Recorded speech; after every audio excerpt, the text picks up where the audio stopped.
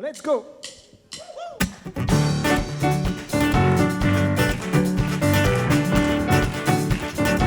Oh, je suis dans la joie,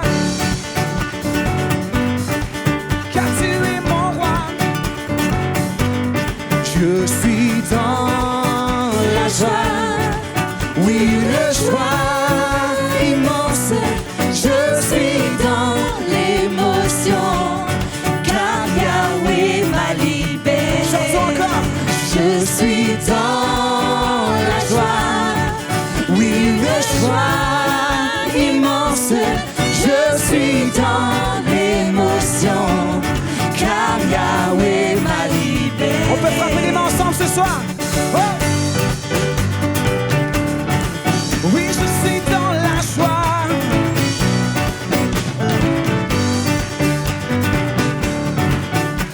Et on y va ensemble, je chanterai de tout cœur.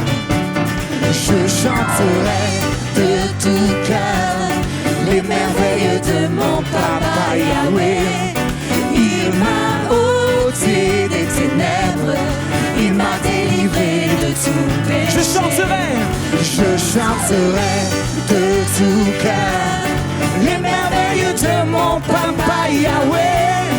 Il m'a ôté des ténèbres, il m'a délivré de tout péché. Mon papa est fidèle, il ne m'abandonne jamais. Je n'ai plus rien à craindre, car on va rechanter. Mon papa est fidèle, proclamons-le ce soir ensemble. Car mon papa est fidèle, il ne m'abandonne jamais. Je n'ai plus rien à craindre, car Yahweh m'a libéré. Je suis dans la joie, oui, une joie immense. Je suis dans l'émotion, car Yahweh, oui, je suis dans la joie, oui, une joie immense. Je suis dans l'émotion, car Yahweh. Et on va se réjouir avec mon ami Francis à la trompette. On y va ensemble, let's go.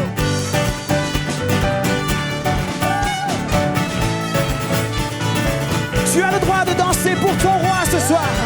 Tu as le droit de pousser un cri de joie pour l'Éternel. Jésus, tu es mon roi. Jésus. Chantons mon papa. Mon papa est fidèle, il ne m'abandonne jamais.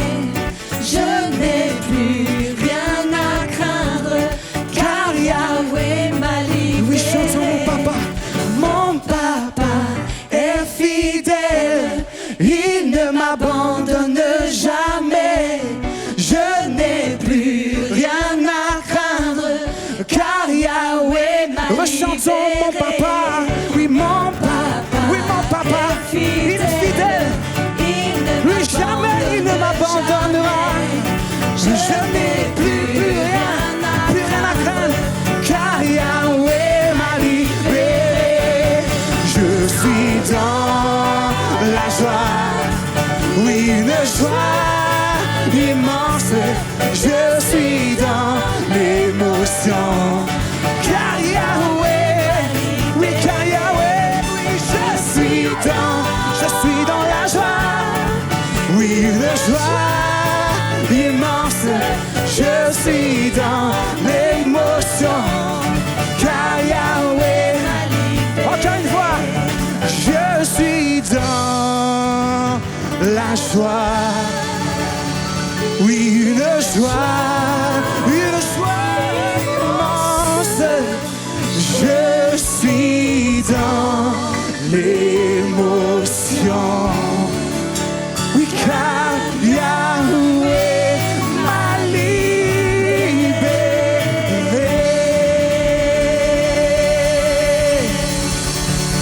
Il m'a libéré. Proclamons-le ce soir, il m'a libéré. C'est Disons-lui, Seigneur, tu m'as libéré de ma peine, de ma souffrance. Tu m'as restauré, tu m'as restauré. Combien peuvent dire ce soir, tu m'as libéré, Seigneur? Combien peuvent dire de tout leur cœur, tu m'as libéré? Oh Seigneur, tu nous as libérés. Ton peuple te loue ce soir et t'adore parce que tu l'as libéré. Tu l'as libéré. Seigneur, tu nous as sortis, Seigneur, de nos souffrances, de nos peines. Tu nous as conduits, Seigneur, dans ta présence. Tu nous as montré, Seigneur, que tu étais là, là auprès de nous, là avec chacun d'entre nous. Dans nos maisons, dans nos familles, dans nos foyers, tu étais là. À chaque heure, à chaque instant, tu étais là. Quand personne n'était là, toi, tu étais là. Et nous pouvons dire ce soir, tu m'as libéré, tu m'as transformé, tu m'as aimé. Et Seigneur, nous voulons t'aimer. Ébloui devant toi, éternel.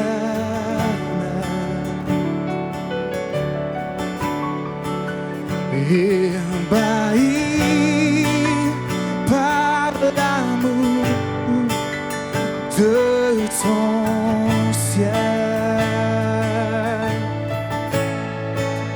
je suis là à tes pieds, je viens t'adorer, je désire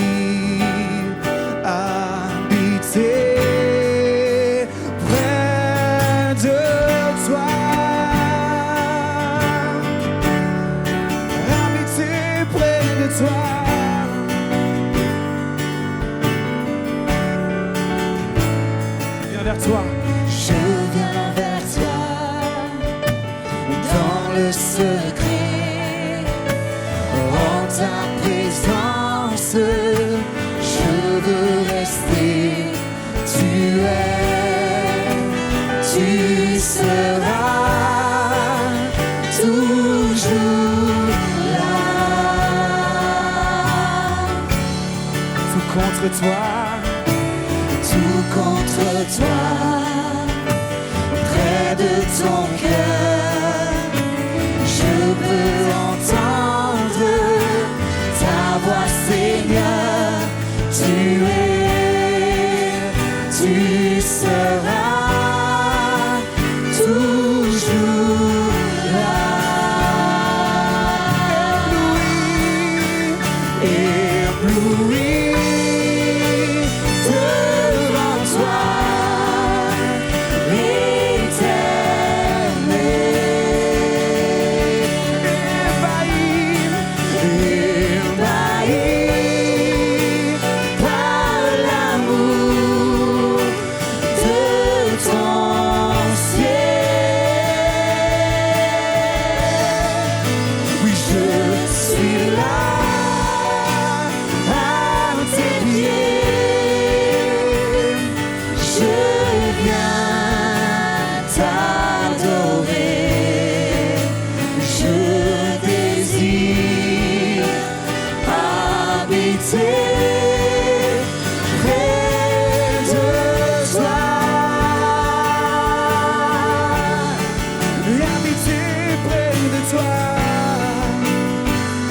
Je vois ton bras, je vois ton bras, je vois ton bras, je sens ta main, tu me protèges, tu me soutiens, tu es, tu seras toujours là.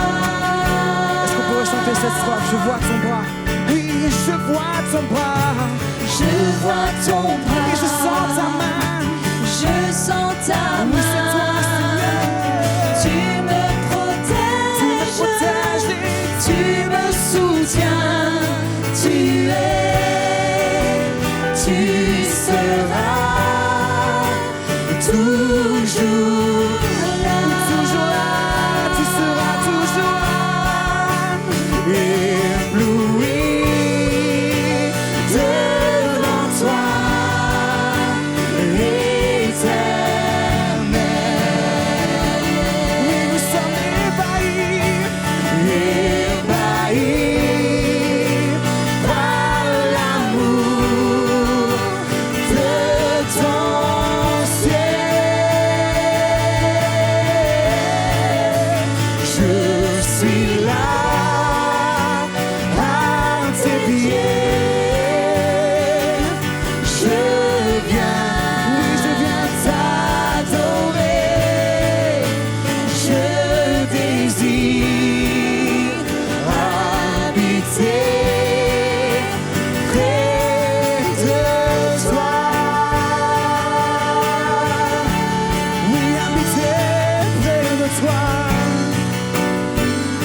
déclarons ce soir, tu es ma lumière.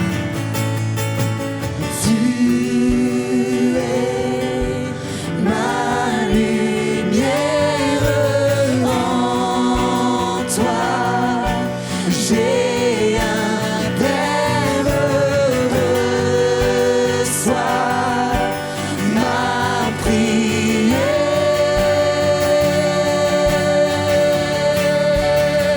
Oui, tu es ma lumière. Tu es ma lumière, en toi j'ai un Père, reçois ma prière.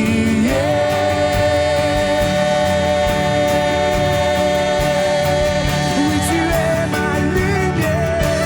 Tu es ma lumière, en toi j'ai un Père, reçois ma prière.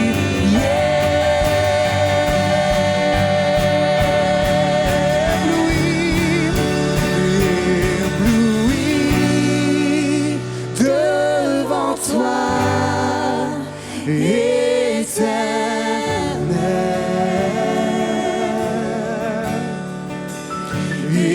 ébahi par l'amour de ton ciel. Je suis là à tes pieds. Je viens, Oui, je viens t'adorer. Je désire habiter près de toi. habiter près de toi. Et la quando si che lei visse velando, chi non manda vise che deve sogni di scendere le strade, chi mi mille bene se li mille a sedo, chi non me dovi e revidate, se nai lei se che nai userà mondo, chi narando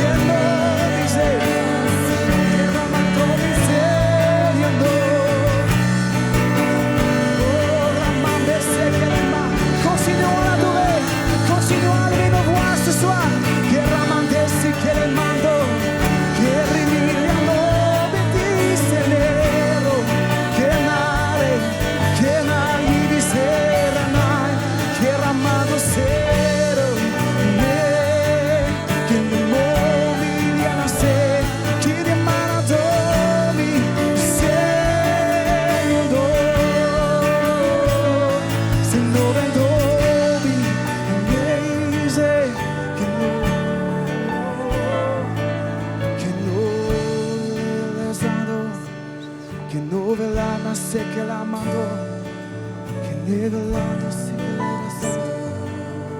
che no vele che lasciando, che ramando se la, che no vela che se recando, e mi mirano mio soverai, che no vela sento, che nada no resta, che no vela isolando, e non maramando se quedando. Oh, il y a puissance dans le nom de Jésus. Il y a puissance dans le nom de Jésus. Nous déclarons le nom de Jésus ce soir. Qui se dressera contre entre nous, Seigneur. Si tu es avec nous, Père. Il y a puissance dans le nom de Jésus. Il y a puissance dans le nom de Jésus. Il y a puissance dans le nom de Jésus. Pour briser les chaînes, briser les chaînes, briser les chaînes. Briser les chaînes, briser les chaînes, briser les chaînes. Il y a puissance ensemble. Il y a puissance dans le nom de Jésus. Il y a puissance dans le nom de Jésus. Il y a puissance dans le nom de Jésus. Pour briser les chaînes, briser les chaînes, briser les chaînes. Pour briser les chaînes, briser les chaînes, briser les chaînes.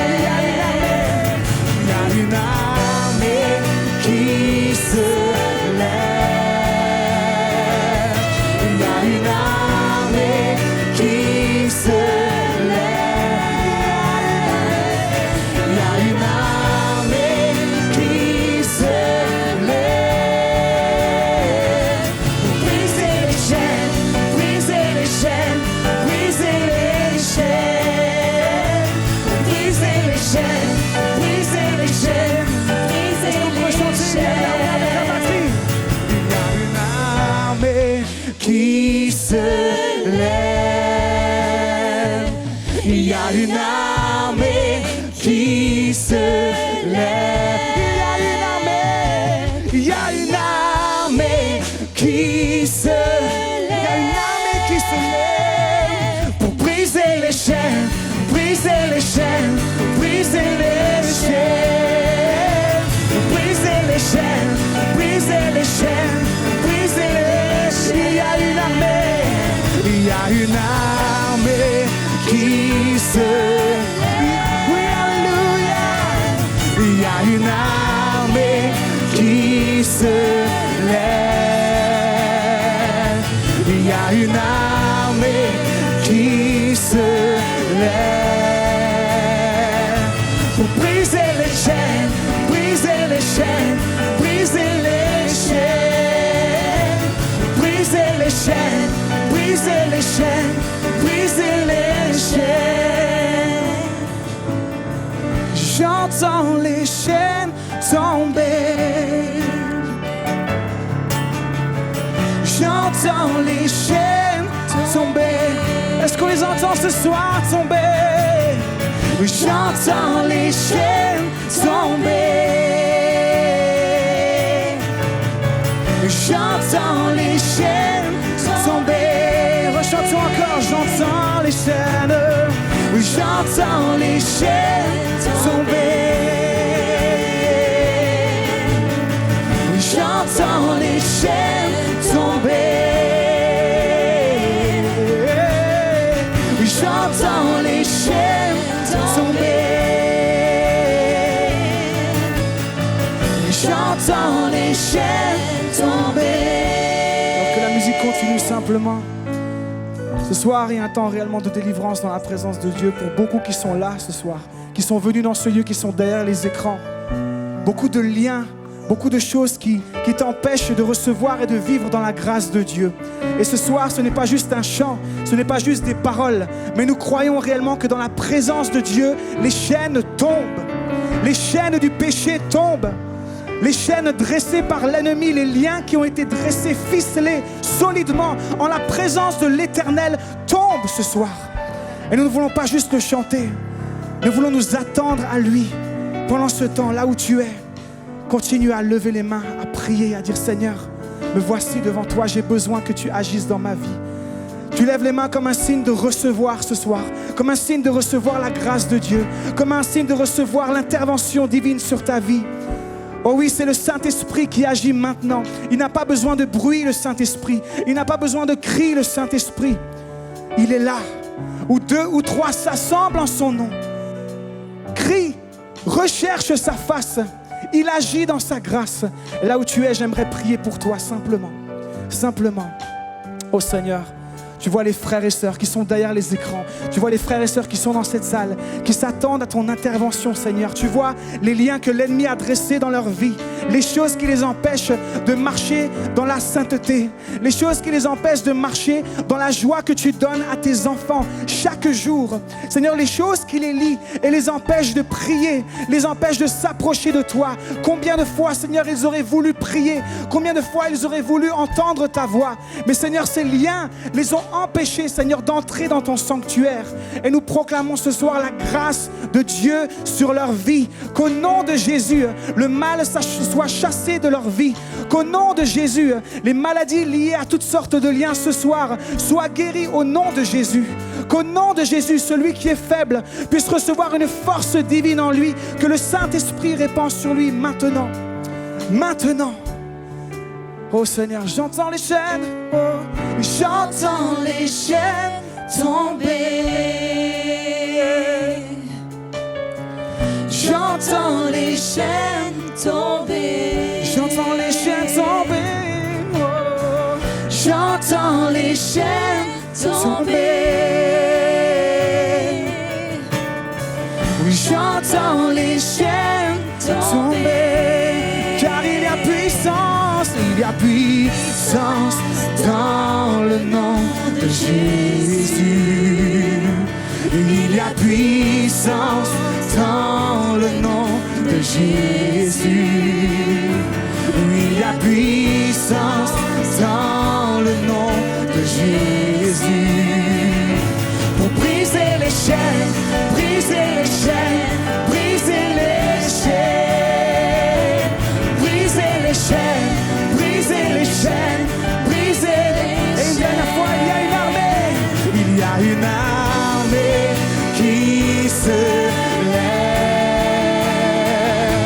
Il y a une armée qui se lève. Il y a une armée. Il y a une armée qui se lève. Pour briser les chaînes, briser les chaînes. Briser les chaînes, briser les chaînes, briser les chaînes, briser les chaînes. Merci Seigneur. Merci Seigneur.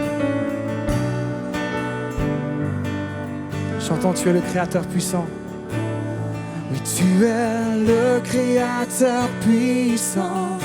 L'agneau ressuscité, toi seul as pu triompher de la mort et du péché. Tu as délivré ton peuple pour la vraie liberté. Je veux suivre tes pas. Chaque jour chantant tu es, oui tu es le Créateur puissant. L'agneau ressuscité, toi seul as pu triompher de la mort et du péché.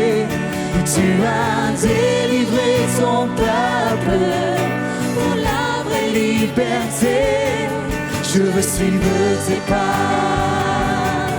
Chaque jour est avec toi.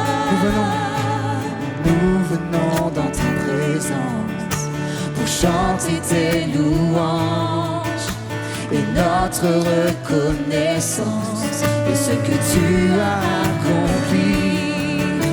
Tu nous as donné ta vie, ton amour et ta joie, et la louange envahit nos cœurs passionnés de toi. Tu es le Créateur puissant, l'agneau ressuscité, toi seul as pu triompher de la mort et du péché. Tu as délivré ton peuple pour la vraie liberté. Je veux suivre tes pas. Chantons tu es le Créateur puissant, l'agneau ressuscité. cela pu triompher de la mort et du péché. Tu as délivré ton peuple pour la vraie liberté. Je veux suivre tes pas. Chaque jour est un, je veux suivre tes pas. Chaque jour est un, je veux suivre tes pas. Chaque jour être avec toi. Merci Seigneur. Nous voulons chaque jour être avec toi. Vivre pour toi. Oh Seigneur, nous voulons juste continuer à te louer, continuer à t'adorer à chaque heure de chaque jour. Merci Seigneur pour ta grâce. Merci réellement parce que tu es fidèle et bon. Tu es juste. Sois loué Père encore ce soir, tout au long de cette soirée. Sois béni Père. Amen.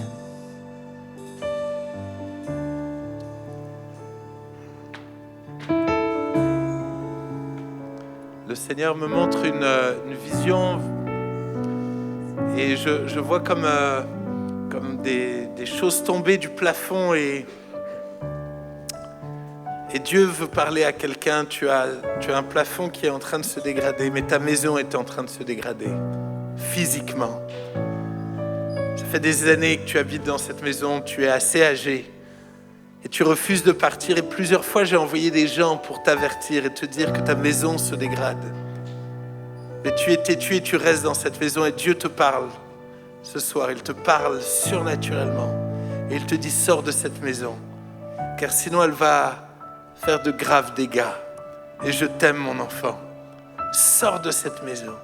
Je prendrai soin de toi. Je prendrai soin de ta fille. Tu n'as pas à t'inquiéter, mais ne reste pas à l'intérieur, car tu es en danger, car celle-ci est réellement bien plus dégradée que ce que tu n'imagines. Te dit le Seigneur qui t'aime.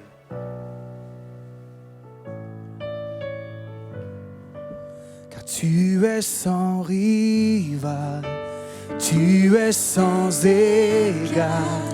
Dieu, tu triomphes à tout jamais.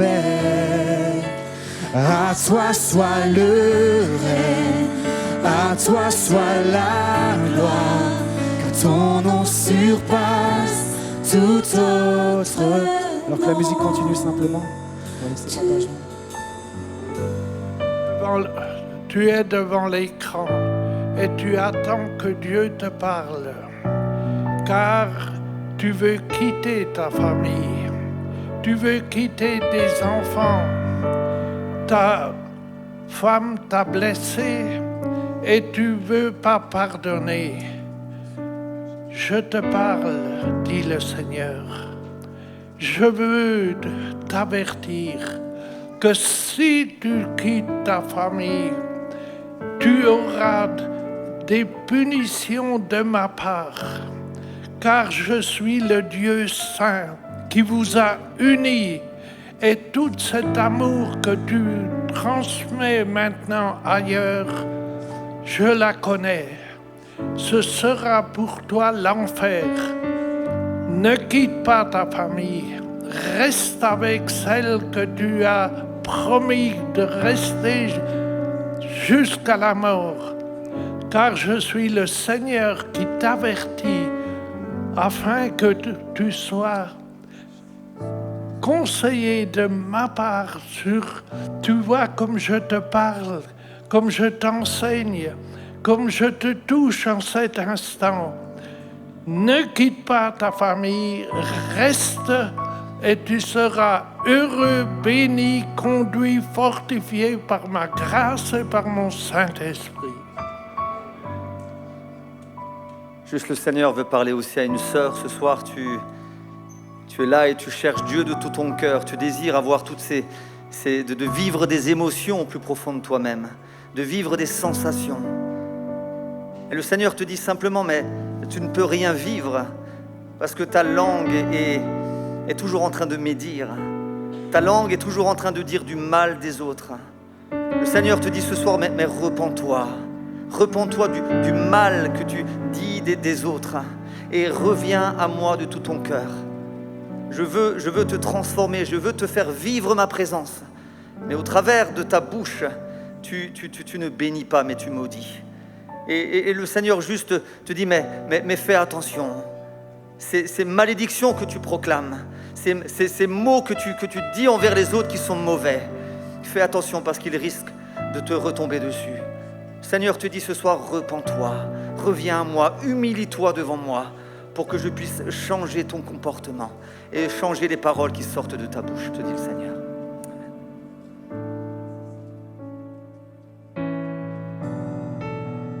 On va finir juste avec le piano, Tu es sans rival, tu es sans égal. Dieu, tu triomphes à tout jamais. À toi soit le règne, à toi soit la gloire, car ton nom surpasse tout autre. Rechantons, tu es sans rival, tu es sans rival, tu es sans égal. Dieu, tu triomphes à tout jamais.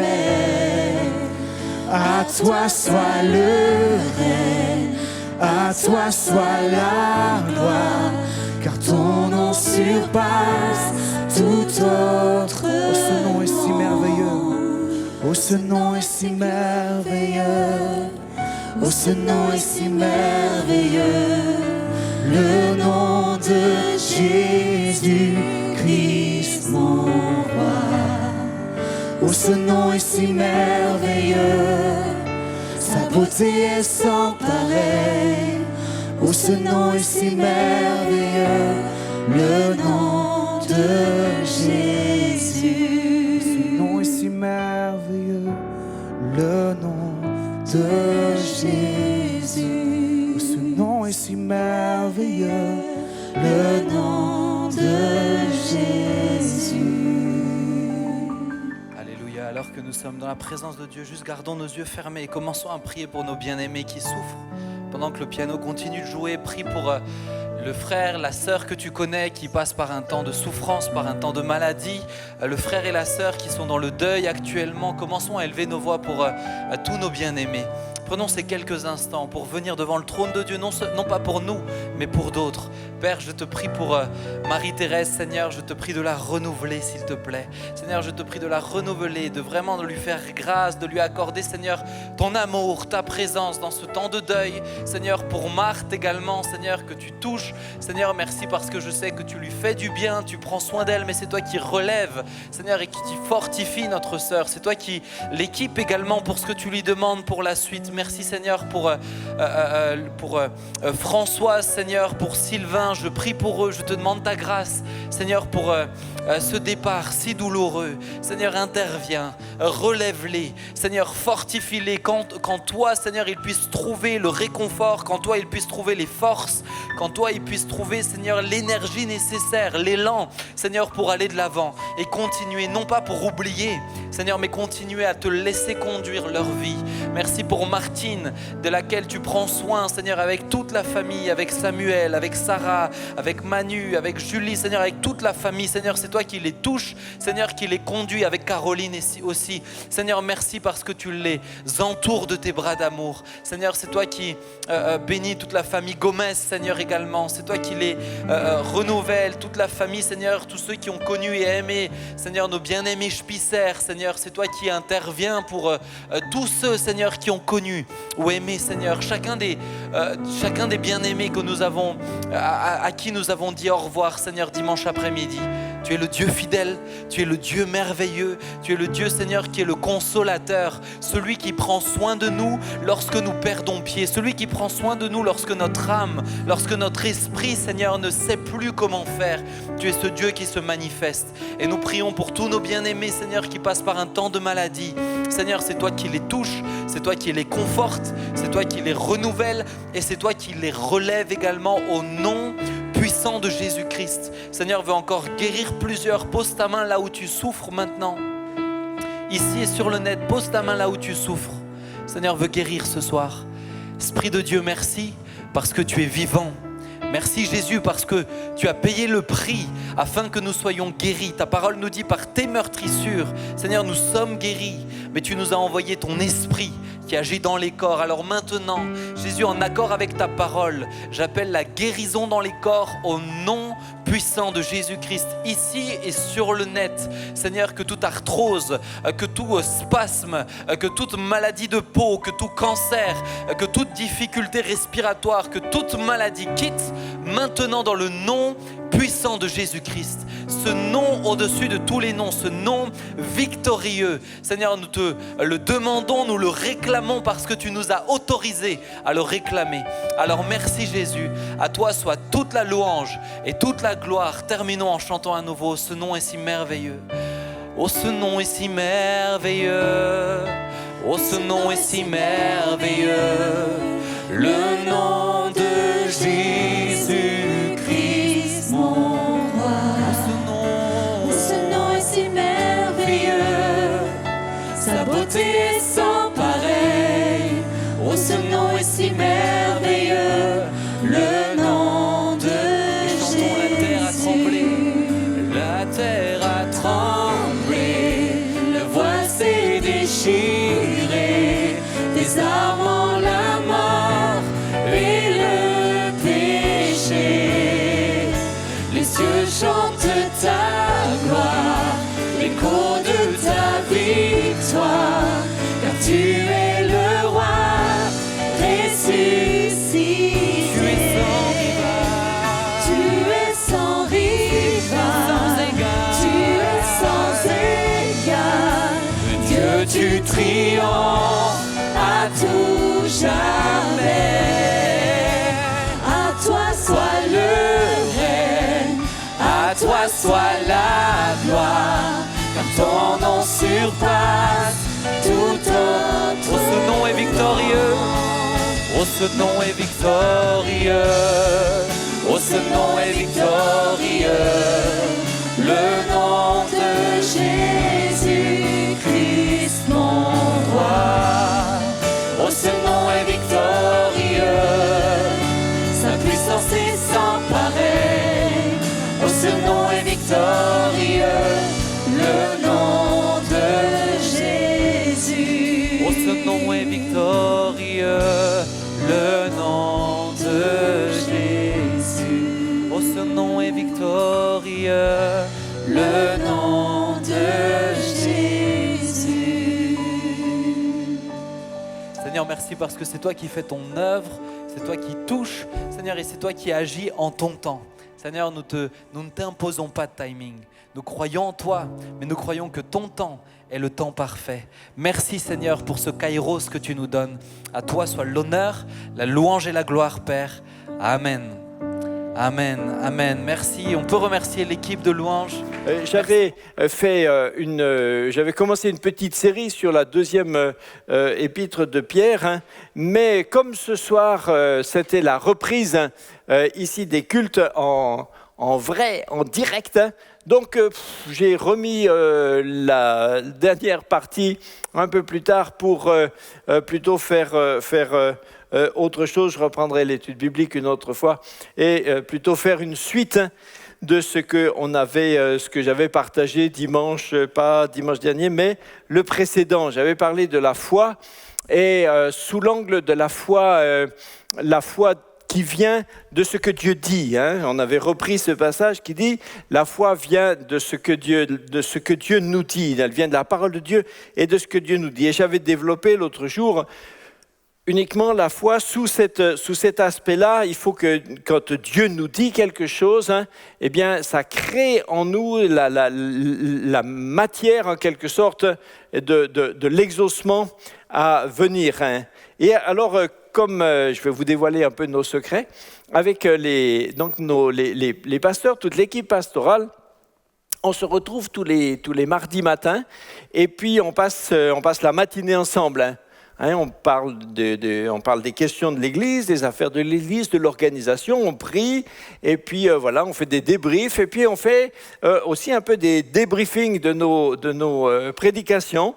Et voilà, ce qu'on peut changer, améliorer, etc. Alors les frères m'ont dit, ouais, c'était bien ton truc, mais dans ce que tu as dit, on aurait pu penser que la foi ne vient que quand Dieu nous parle directement. Mais la parole de Dieu écrite, la Bible, est la base de notre foi, elle nous donne la foi. Alors oui, absolument. Donc je veux apporter un deuxième volet ce soir pour que ce soit complet et que personne n'ait une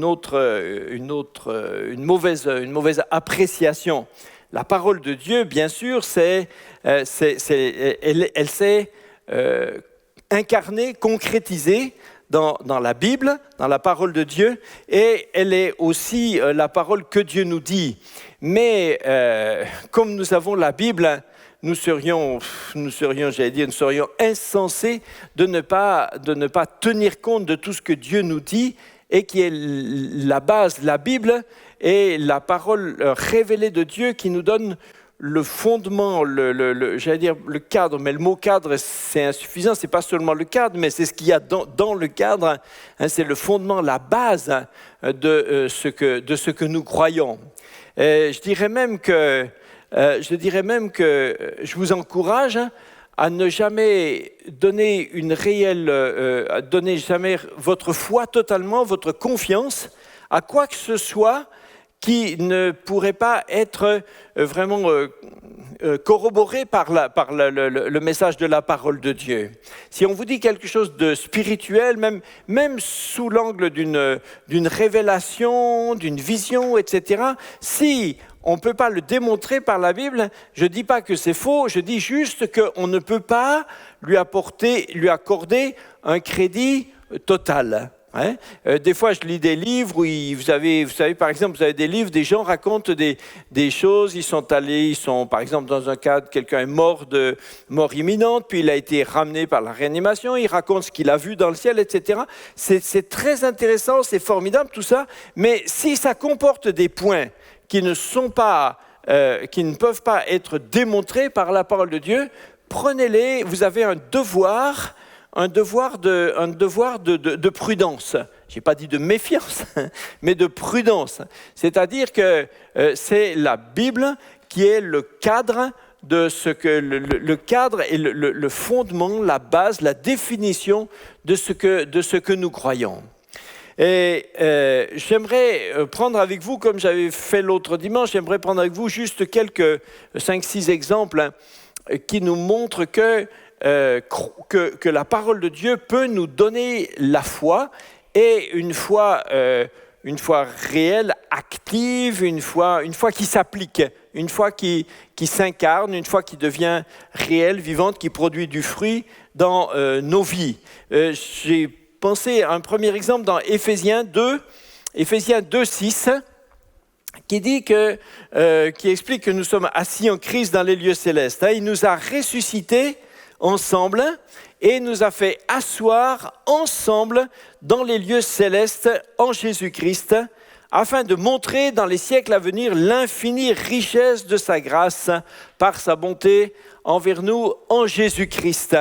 Donc nous sommes assis en Christ dans les lieux célestes. Voilà une belle expression, une belle image. Hein. Et donc là, vous vous rendez compte que vous aviez cru jusque-là que vous étiez assis sur une chaise à l'APO. Eh bien non, pas du tout. En fait, en réalité, vous êtes assis en Christ dans les lieux célestes. Vous pouvez laisser votre corps assis ici, à un moment aussi, si vous voulez. Mais qu'est-ce que ça veut dire assis en Christ dans les lieux célestes? Eh bien, ça veut dire que nous sommes notre position, la position de ce que nous sommes, notre identité, c'est pas juste ce que nous voyons, mais c'est bien plus que ça. Si on reconnaît que nous avons été mis en Christ quand il a été crucifié pour que nos péchés soient condamnés, alors nous sommes aussi ressuscités avec lui quand il est ressuscité.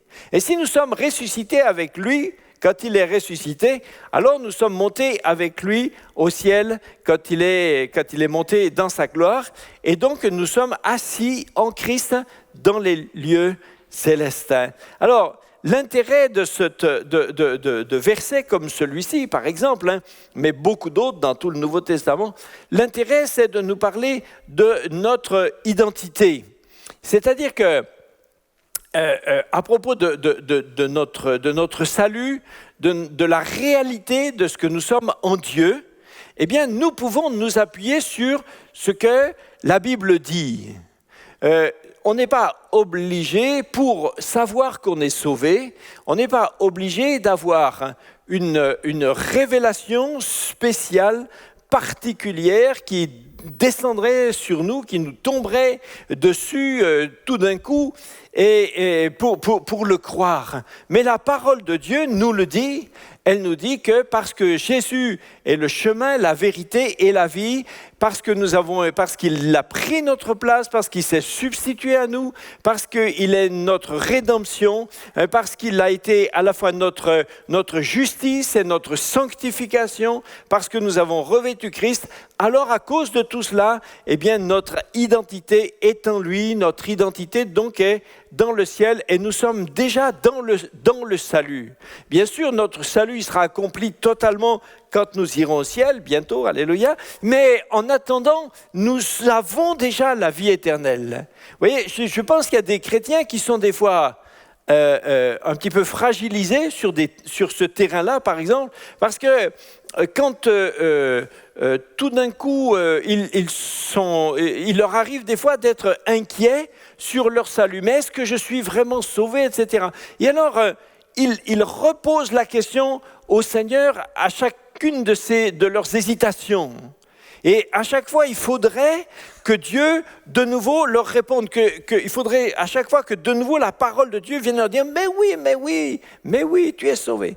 Alors, comme ils n'obtiennent pas, ils ne reçoivent pas toujours cette confirmation, en quelque sorte, je pourrais dire, sensible par leur sens, alors du coup, ils sont toujours un peu inquiets. Et plutôt que d'être dans cette démarche-là, je vous encourage vraiment à mettre votre foi sur la parole de Dieu. Ce que Dieu dit, la parole qui est la parole de Dieu, qui est sortie de la bouche de l'Éternel et qui a été écrite dans ce livre, sur ce point, par exemple, est capable de nous donner un fondement de foi. C'est pas le fait que quelqu'un est sauvé ou pas sauvé ne dépend pas du fait qu'il le ressent, qu'il le ressent pas. C'est pas une question sensible, émotionnelle. C'est même pas une question de mérite. C'est une question du plan de Dieu, de ce que Dieu a décidé de faire et de ce qu'il a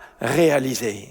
Donc, même si quelqu'un pouvait se dire je ne mérite pas, je sens que je ne mérite pas d'être sauvé, cet argument-là ne démontre en rien que tu le sois ou que tu ne le sois pas. Parce que de toute façon, personne n'a jamais été sauvé parce qu'il le méritait. Si quelqu'un avait mérité d'être sauvé, ça voudrait dire qu'il n'aurait pas eu besoin d'être sauvé. Ça voudrait dire qu'il aurait déjà eu cette valeur-là en lui-même. Alors Jésus ne serait pas descendu du ciel pour mourir sur la croix pour lui. Jésus est descendu du ciel et il est mort sur la croix et ressuscité parce que personne n'était capable d'être sauvé. Donc que tu ressentes que tu le mérites pas et que tu en es indigne, mais c'est une vérité de la palisse, c'est notre cas à chacun. Sauf que nous n'avons pas décidé de rester sur ce constat-là, mais sur le constat de ce que Dieu dit, que parce que nous avons été mis en Jésus-Christ, nous sommes assis en Christ dans les lieux célestes. Voyez ? Donc, chacun, tu peux dire à ton voisin, tu n'es pas assis ici, je vois bien que tu es assis en Christ dans les lieux célestes. Voilà. Comme ça, on sait qu'on est là, mais on est aussi au ciel. C'est pas une espèce de mysticisme un peu désincarné. C'est tout aussi réel que nous nous voyons ici, assis ici ce soir dans ce lieu physiquement, et tout aussi réel, tout aussi réaliste que le fait que nous sommes en Christ, assis en Christ dans les lieux célestes. Voyez. Un deuxième point, donc Christ nous a donné le salut. Un deuxième, c'est le fait que Christ est venu pour libérer les captifs. Et tout à l'heure, on en a parlé, pas seulement chanté, parlé, mais on l'a chanté, c'est-à-dire qu'on l'a proclamé. Jean 8, 36. Jean 8, 36, j'ai choisi que des versets assez forts. Donc le Fils vous affranchit, vous serez réellement libre. Si le Fils vous affranchit, le terme est emprunté de l'image de l'esclave qui doit être affranchi si quelqu'un paye le prix pour lui. L'esclave ne peut pas, par lui-même, il ne pourra jamais. C'est dans sa nature même d'esclave, c'est justement de ne pas être capable de s'affranchir. L'esclave ne peut pas démissionner. Il ne peut pas démissionner de son statut d'esclave. Dans n'importe quel travail, c'est la différence avec un travailleur, quel qu'il soit. C'est qu'à un moment, il pourrait démissionner de son travail. Bon, c'est peut-être pas une bonne idée, mais il peut démissionner. Mais l'esclave ne peut pas démissionner de l'esclavage. Il ne peut pas aller voir un jour son maître, il dit « j'arrête ». Non, tu n'arrêtes pas parce que tu es esclave.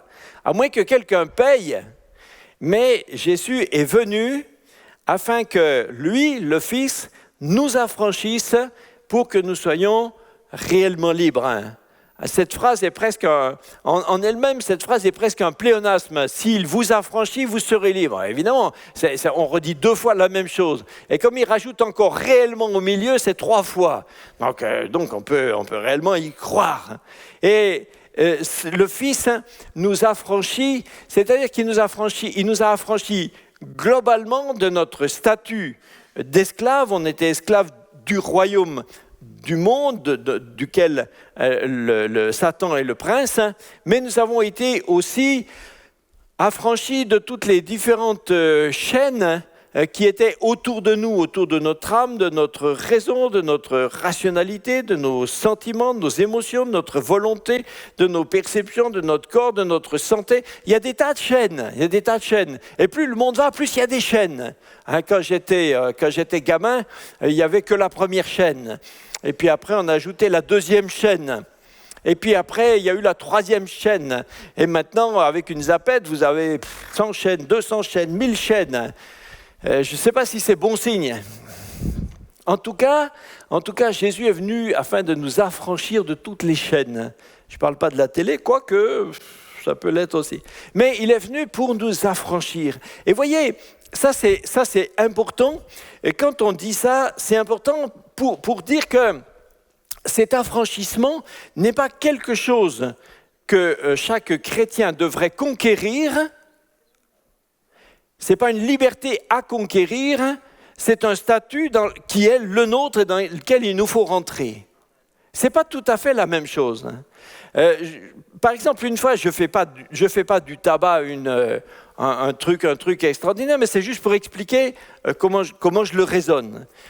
Quand des fois, des personnes qui sont un petit peu dépendantes du tabac viennent me voir et me disent « Frère, priez pour moi parce que je veux essayer d'arrêter. » Et quand je peux, si j'ai pas trop peur de les choquer, je leur dis tout de suite « Écoute, n'essaye pas parce que là, tu as déjà échoué. » Alors les gens me regardent un peu découragé. Je dis parce que la question, ce n'est pas d'essayer. Si tu essayes, c'est que tu admets déjà que l'issue n'est pas certaine. C'est que tu es pas certain. Ce qui est plus important pour moi, c'est de savoir qui tu es. Si tu dis « je suis un fumeur », alors bon, tu es fumeur, tu es fumeur. Mais si tu dis « je suis un chrétien » et un chrétien est libre, alors ce n'est pas la même chose. Parce qu'à ce moment-là, tu te perçois toi-même, chaque fois que tu fumes une cigarette, tu considères cette cigarette comme quelque chose qui est contraire à ta nature. Tu dis, mais cette cigarette, ce n'est pas moi. Je ne suis pas un fumeur, je suis un chrétien libre. Et quand bien même tu en fumerais 20 par jour, 20 de ces cigarettes sont chaque fois quelque chose qui est contraire à ta nature. C'est quelque chose qui te répugne parce que ce n'est pas toi. Tu n'es pas un fumeur, tu es un chrétien. Et un chrétien, il est réellement libre. Donc, ce n'est pas à toi de conquérir cette liberté, parce que cette liberté, elle a été conquise pour toi par Christ, qui te l'a donnée. Ça, c'est ce que la Bible dit. Que Dieu t'en parle ou t'en parle pas, n'y change rien, parce que c'est écrit là, ici, là, dans ce coin-là. Et il faut que tu te perçoives toi-même, ça dépend comment tu te perçois. Le jour où un fumeur dit « je ne suis pas un fumeur », quoi qu'il m'arrive de fumer, mais je ne suis pas un fumeur, parce que je suis un chrétien libre, alors il est sur la voie où il est en train de rentrer dans la délivrance qui lui a déjà été donnée. Amen. Ce n'est pas du tout la même perception. Tant que quelqu'un dit « je suis cette personne qui a ce problème », bon ben oui, sans doute. Mais quand tu dis « je suis la personne que Christ a délivrée », alors ce n'est pas pareil. Et à ce moment-là, tu as la détermination et la force, et tu dis quand même, je devrais mourir du manque, je ne fumerai plus parce que je déteste cette chose qui n'est pas moi. Je ne suis pas ça. Je ne sais pas si vous voyez. Et c'est pour ça qu'il nous faut apprendre à lire la Bible en écoutant Dieu nous parler dans la Bible. Pas simplement la lire comme un recueil de doctrines, des doctrines, des théories. C'est plus que ça, c'est le fondement même de l'affirmation de la vie pour nous. Galates 5, 1 dit, c'est pour la liberté, c'est la même, dans le même ordre d'idée, hein, c'est pour la liberté que Christ nous a affranchis. Christ nous a affranchis pour vivre dans la liberté. Tout ce qui est dépendance est contraire à la liberté. Je pense que c'est une des raisons, c'est la raison fondamentale pour laquelle le diable travaille à répandre le tabac dans le monde.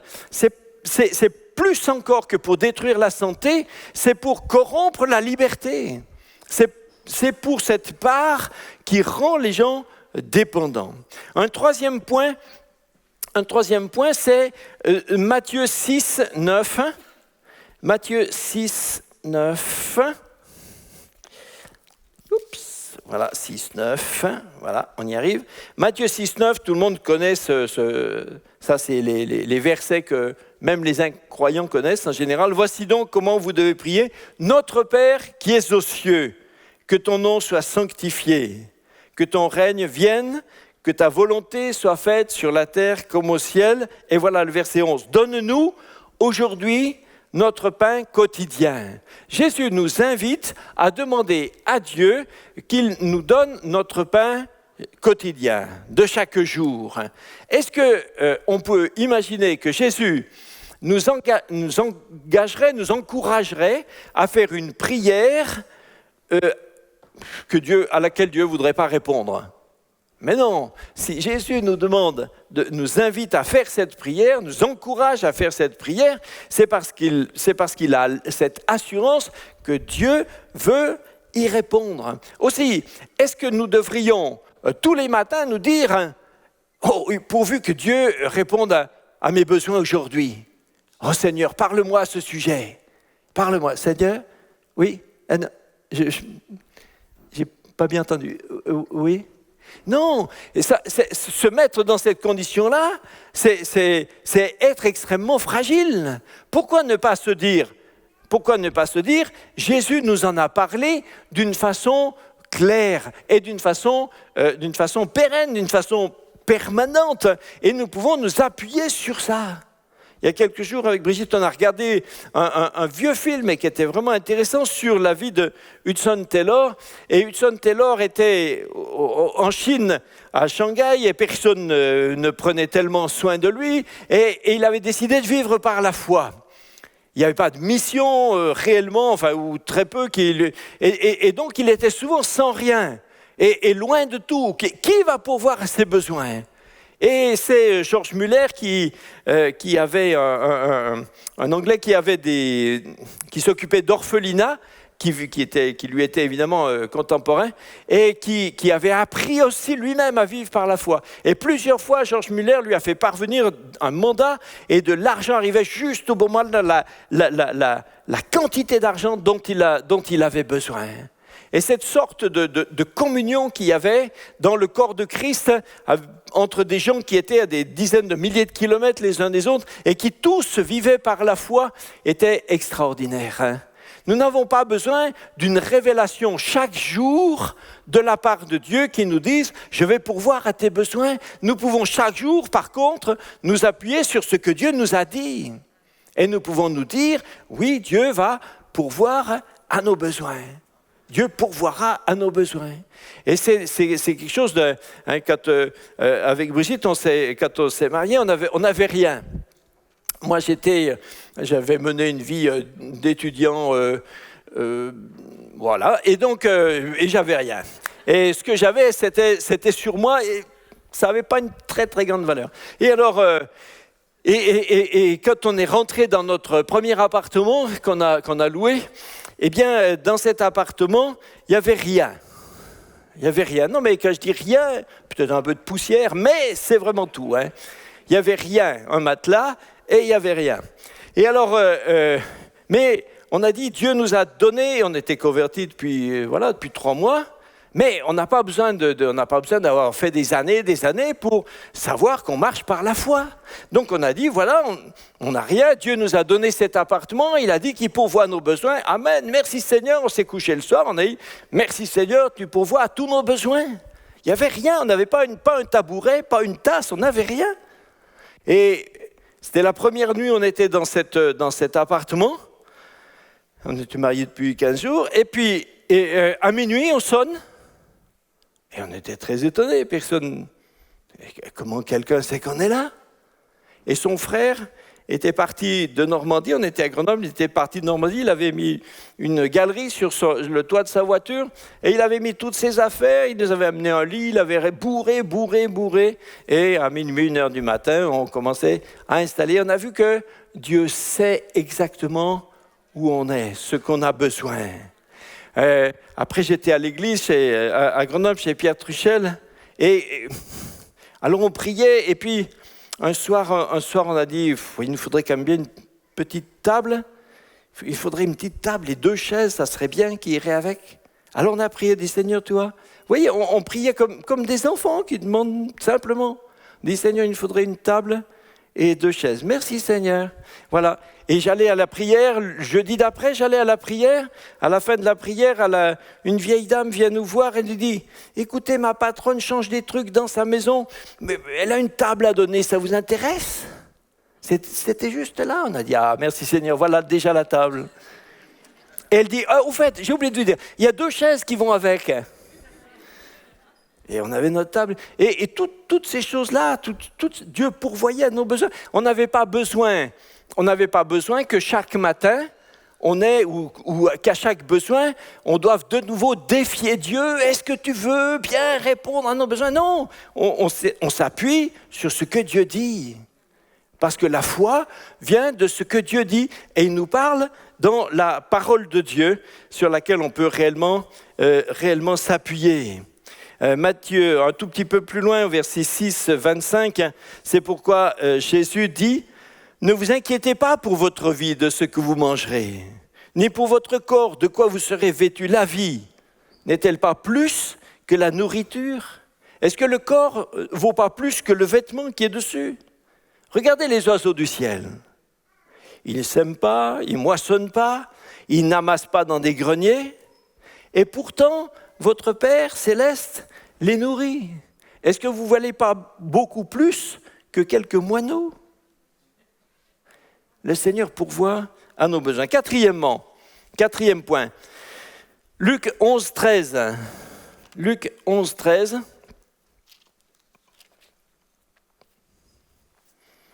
Si donc, dit Jésus, méchant comme vous l'êtes, c'est pas moi qui vous l'ai dit, hein, ça, c'est pas moi je lis. Hein.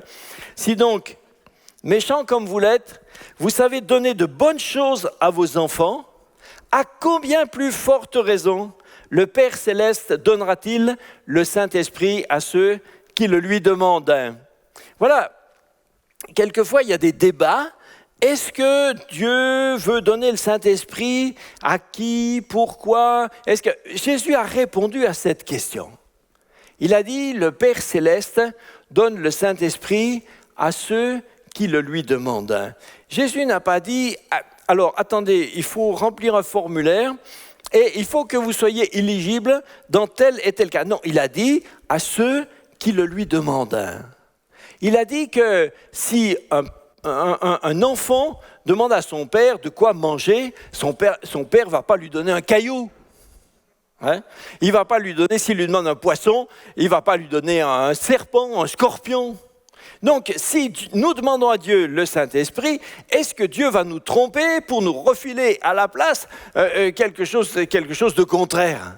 Mais non, Jésus dit, Dieu donnera, le Père Céleste donnera le Saint-Esprit à ceux qui le lui demandent. Donc c'est une promesse de Jésus, c'est une promesse permanente, et sa répétition, on ne peut pas exiger de Dieu qu'il nous en fasse la répétition, puisqu'il l'a dit d'une manière claire. Quand quelqu'un a dit quelque chose de clair, par exemple des parents, disent à leurs enfants, ils leur disent quelque chose de clair, autant un ordre peut-être qu'une défense, enfin bref, mais c'est clair, tu ne feras jamais ça. Est-ce que tous les jours, l'enfant doit dire, est-ce que vraiment je ne dois pas? Le père dit, mais est-ce que je t'ai parlé sur ça? Je t'ai parlé, donc ça y est, c'est fini, tu le sais, c'est une défense permanente, ou c'est un ordre permanent. Dieu nous dit qu'il ne nous trompera pas.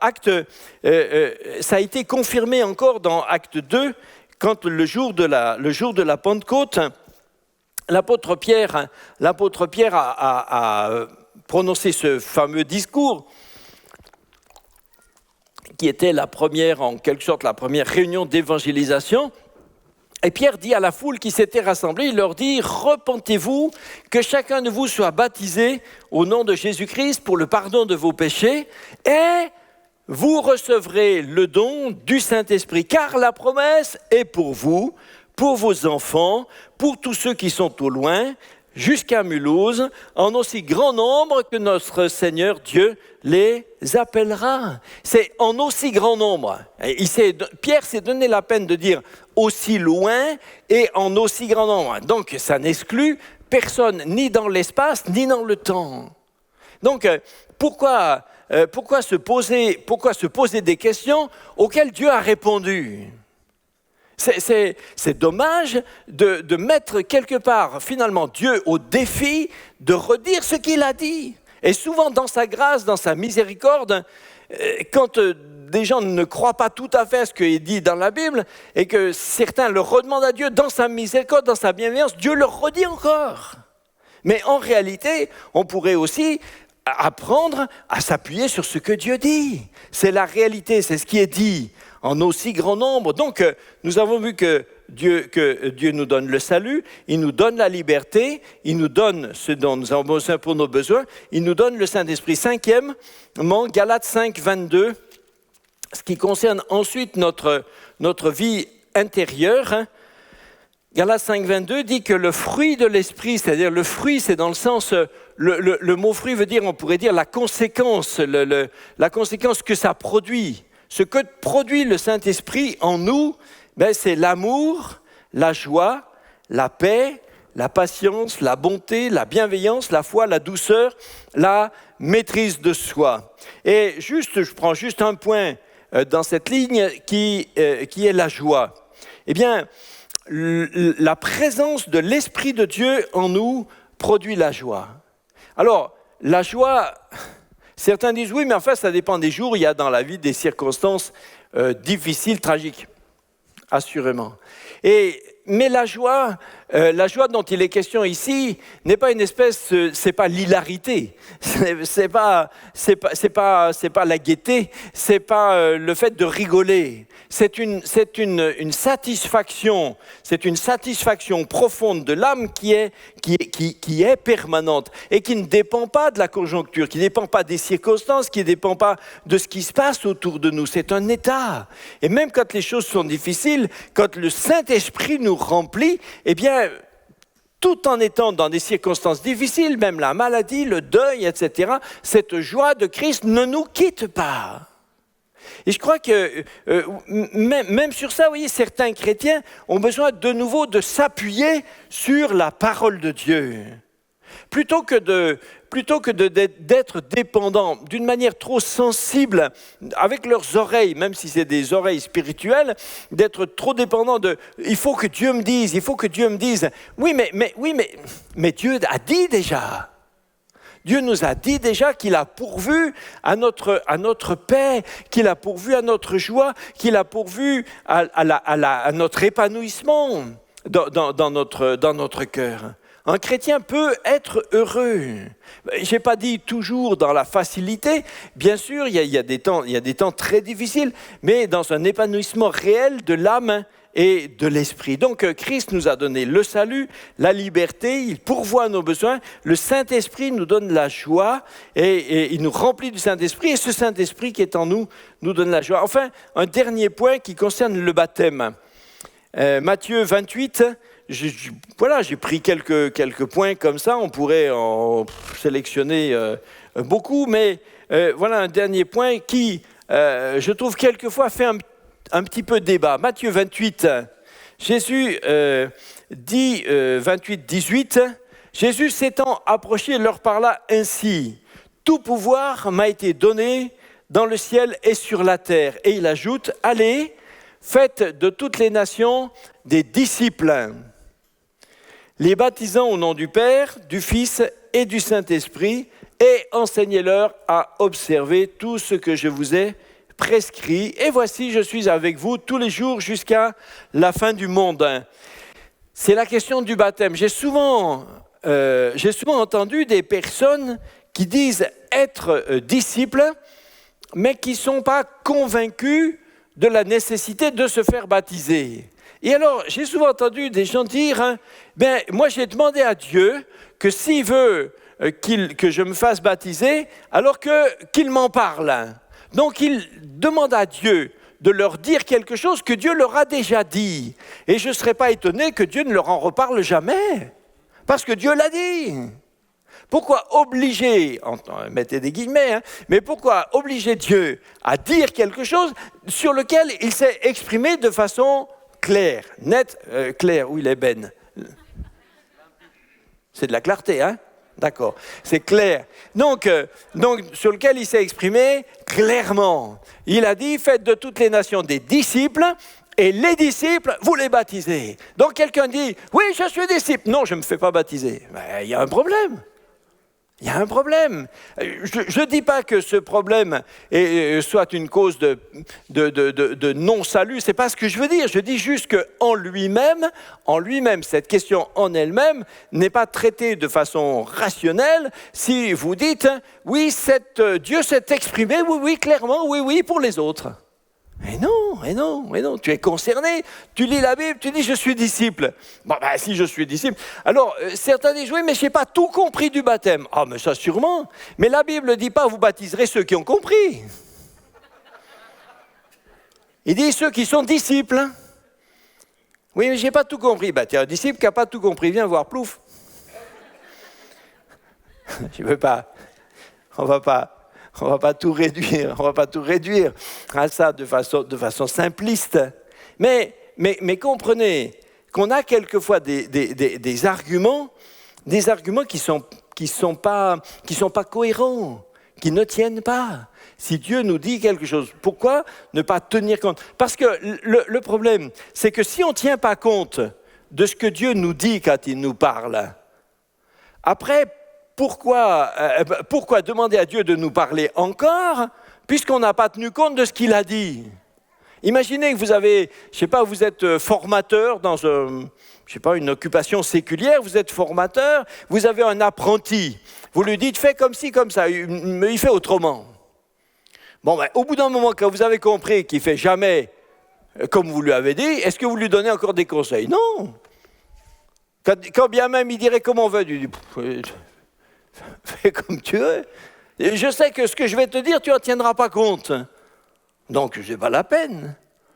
Quand j'étais plus jeune, je donnais facilement des conseils. J'avoue que j'ai beaucoup changé et qu'aujourd'hui, je ne donne des conseils qu'aux gens dont je suis persuadé qu'ils les veulent vraiment. Parce que ça sert à quoi donner des conseils à quelqu'un qui n'en veut pas? Si quelqu'un n'est pas ouvert à entendre quelque chose, d'abord c'est inutile pour lui, pour vous, et puis même à la limite c'est contre-productif. Faites de toutes les nations des disciples et baptisez-les. Alors après on peut discuter, mais qu'est-ce que le baptême? Ouais, bon, si on parle du baptême de la Bible, alors ça doit être forcément un baptême de croyance, c'est un baptême de disciples, c'est un baptême de personnes qui se sont repenties, c'est le baptême de quelqu'un qui a cru, c'est le baptême de quelqu'un qui a engagé envers Dieu une bonne conscience. Voilà, tout ça, c'est une, j'allais dire, c'est un ensemble qui est facile à définir. Oui, mais j'ai été baptisé petit. Tu étais disciple? Non, alors t'es pas dans le cadre. Il n'a pas dit, baptisez, faites de toutes les nations des disciples et baptisez les bébés. Non, faites de toutes les nations des disciples et baptisez les disciples. Enfin, je sais pas, à un moment, il faut redevenir clair, quoi.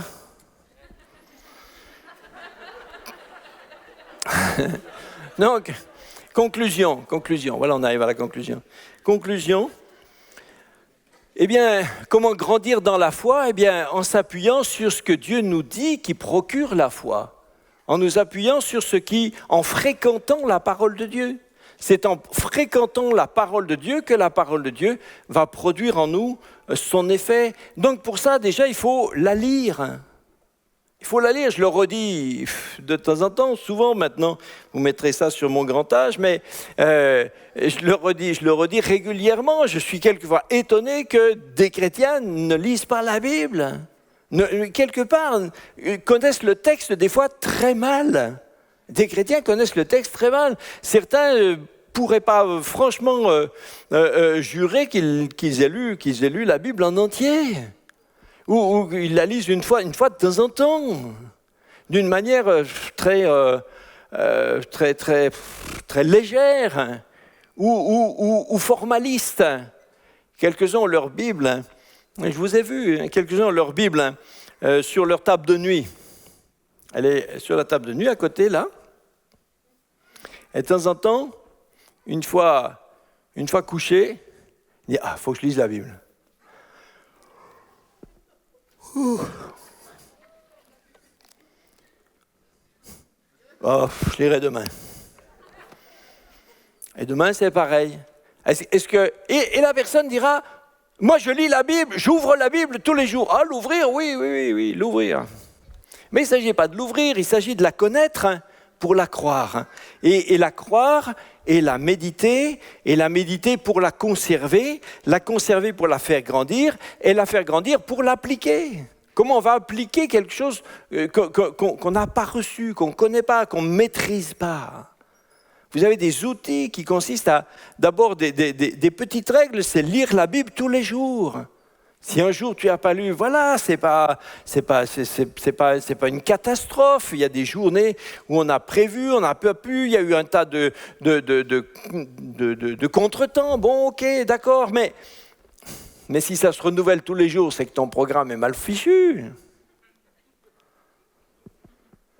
Lire la Bible toujours, apprendre des versets par cœur. Dans le programme de formation biblique, ils apprennent des versets chaque semaine. On apprend chaque semaine, ils apprennent 2 versets. La première semaine, ils apprennent 2 versets. Et le lundi suivant, on récite un des 2 versets. Et la semaine d'après, ils apprennent 2 autres versets.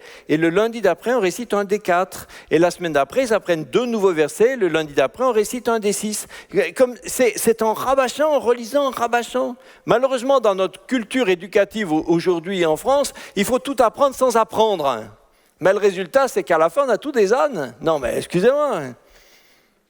C'est pas possible. Si Dieu a inventé la mémoire, c'est pas juste pour qu'on garde le mot, pour le mettre dans un ordinateur. C'est parce que nous-mêmes, on a une mémoire et qu'il faut l'utiliser. Et l'utiliser, beaucoup de gens disent « Oh, mais j'ai une toute petite mémoire ». Bien sûr, parce que tu l'utilises jamais. C'est comme un muscle atrophié. Si tu gardes un plâtre pendant 40 jours, quand on enlève le plâtre, le muscle, il est comme ça. Mais après, tu vas faire des petits mouvements et tu as de nouveau un mollet de coq. Oui, ou plus gros même. Mais Mais la mémoire, c'est un muscle. Si on l'utilise, si on l'entraîne, il grandit. Vous avez des programmes pour lire la Bible, lire par exemple la Bible en 1 an ou des choses comme ça. Apprenez à lire sérieusement, intelligemment. Vous avez toujours un crayon sous la main, un truc que vous ne comprenez pas, hop, vous entourez, vous mettez un petit point d'interrogation. Aux prochaines réunions de groupe de maison, vous posez la question à votre responsable. Pourquoi c'est écrit ici, pourquoi ça, etc. Il est embêté, il ne sait pas quoi dire et il se aperçoit que lui-même, il lit pas assez la Bible. Donc après, il vient voir le pasteur. Et c'est comme ça que tout le monde avance pour lui-même et fait avancer tout le monde. Voilà, frères et sœurs, la parole de Dieu est un trésor, un trésor. Certaines personnes dans le monde, vous avez des gens qui seraient morts, ils seraient morts pour posséder une Bible. Nous, on en a des dizaines sur nos étagères, de toutes les formes, des grosses, des petites, des rouges, des petits caractères, des gros, avec des notes, sans notes, voilà. Et on ne les utilise pas. Oh, Seigneur, c'est grave, c'est dommage. Ok, bon, mais il n'en sera plus ainsi à partir de maintenant. Donc, on va prier, si vous le voulez bien. D'accord ? Après, je demanderai à Sam ou à c'est Ben qui dira quelque chose clairement pour conclure. Allez, fermez vos yeux. Seigneur Dieu, nous sommes tellement reconnaissants que tu nous aies donné cette merveilleuse parole, cette merveilleuse Bible. Ta parole, tu t'es exprimé, Seigneur, pour nous dire qui tu es, ce que tu aimes, ce que tu fais, et pour nous communiquer tes valeurs. Merci, Seigneur, de nous avoir fait vivre par la foi, et non pas sur des mérites d'œuvres religieuses, mais par la foi. Merci, Seigneur. Merci de faire grandir en nous cette foi. Je te prie pour plusieurs qui sont incertains, qui sont toujours en proie à des questionnements, à des doutes, à de l'incrédulité, qui sont souvent dans la confusion dans leur être intérieur. Et vous demandez à Dieu, délivre-moi, sauve-moi, change-moi. Mais quelque part, Dieu vous a déjà donné la solution que vous n'avez pas saisie. Ce n'est pas vrai pour tout le monde, mais pour quelques-uns, vous n'avez pas saisi la solution qui consistait à développer votre foi dans la parole de Dieu, en la lisant, en la croyant, en la méditant, en la ruminant, en la répétant, en l'apprenant, en la croyant, en l'appliquant. Travaille à ta propre liberté en Christ.